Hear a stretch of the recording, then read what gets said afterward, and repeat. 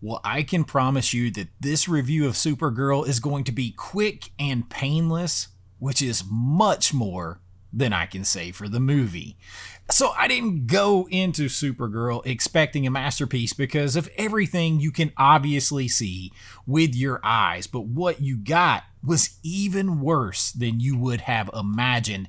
This is another James Gunn Guardians of the Galaxy anti-hero style, irreverent. You have seen everything like this before. And yes, this is a James Gunn movie. I do not care if he didn't write it. I don't care if he didn't direct it officially. He went and plucked someone who had no writing ability, no writing experience, and dropped them in there so he could get the script that he wanted without having to take the blame for it and sort of have his voice in it. And this movie runs about 2 hours and it feels twice as long as that. Listen, everybody in the theater, which there were plenty of seats, were already checking out. There was no energy to this.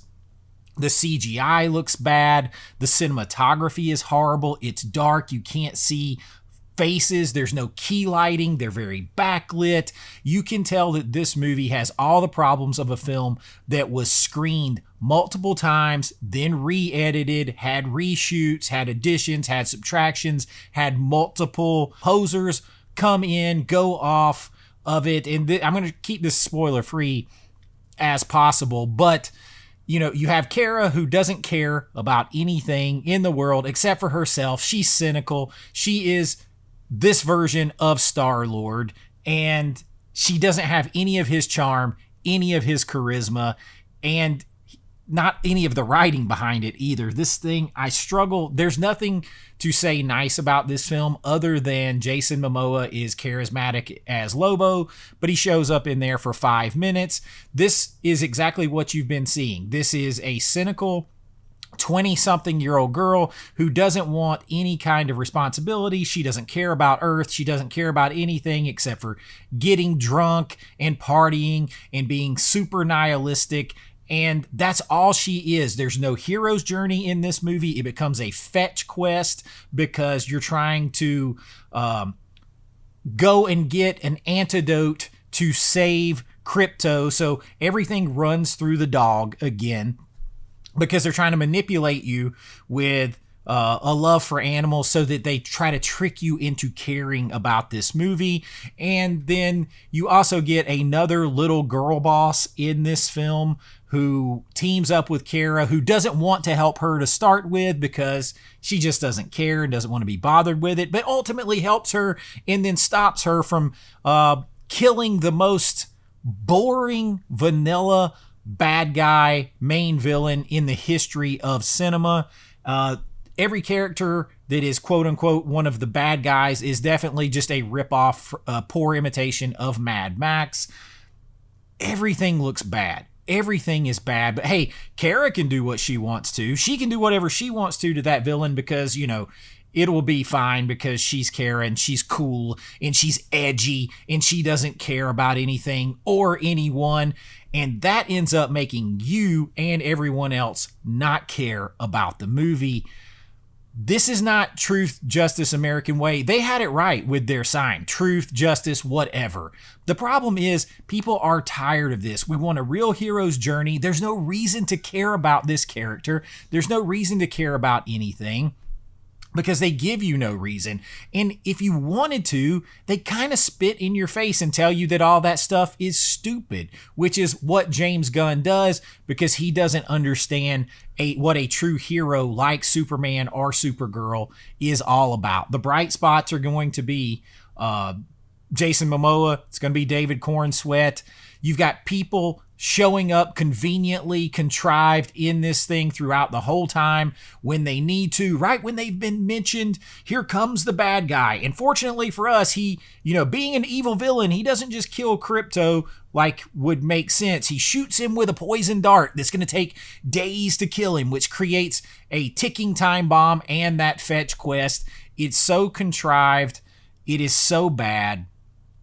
Really, honestly, You don't have to see this movie. Everything that you need to see has been put out there in trailers. You know the movie. You know exactly what it's going to be. It's going to be a cynical anti-hero, more heroes deconstructed that stand for nothing. It's going to be all of that with bad dialogue, bad cinematography, bad vibes, and it's going to take everything that you like about these characters and just completely dump it, and then kind of tell you that you're an idiot if you liked the old school way. And this is supposed to be based on the Tom King graphic novels. He was horrible to start with, y'all. And everybody's like, oh, well, it's this source material. It's bad source material that they didn't even actually stick to. I mean, this guy is someone who has his own set of issues, let's just say that. But you're supposed to be introducing a massive character to this DC universe under James Gunn, which I think you've just seen maybe the end. I don't think he's going to be around very much longer. It's a strange place to start. This movie is the very definition of skip it, don't bother, send a message that everybody is tired of this kind of film, tired of deconstructing our heroes, tired of making them be broken down, tired of just the cynical nature towards everything. We want heroes to be heroic again. They should represent the best of us. They should be the most beautiful, the best looking, the strongest, the most idealistic. All of those things, that's what they should be. They should be something that we aspire to, not a bitchy, complaining, 20-something who doesn't care but wants to represent herself as the moral superiority to everyone and the intellectual superior to everyone. That's what we get here. And it's all dressed up in Star-Lord's clothes with a Walkman. It's bad. It's bad. You don't have to see it to know it's bad. You can listen to everyone else. You can watch the trailers and know that it is bad. And this is supposed to be her introduction to this. Although we got a little introduction in Superman. That's exactly the character, just played out over 2 excruciating hours. Instead of building that and having an arc where she went from that to something else, it doesn't give that. She is so miscast as this character. It is absolutely laughable. She doesn't represent Kara. She doesn't represent Supergirl on screen or off the screen. It all feels off. The screenplay is bad. The dialogue is worse. The cinematography is even worse than that. Supergirl has nothing going for it other than Jason Momoa and David Cornsweet dropping in. That's all it has. If it's not the worst superhero that's been made, it's right up there with like the Marvels and Eternals.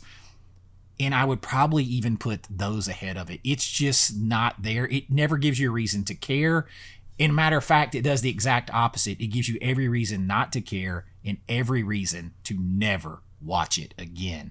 And that's what I got for you this time. Just a quick little review. Let me know your thoughts if you have seen it. And I promise you, all you need to do is watch the trailer and you will have the whole movie. You got it right there, unfortunately. But until next time, be kind, rewind like always. This is Chase with AV Pop Culture, and I'll see you real soon.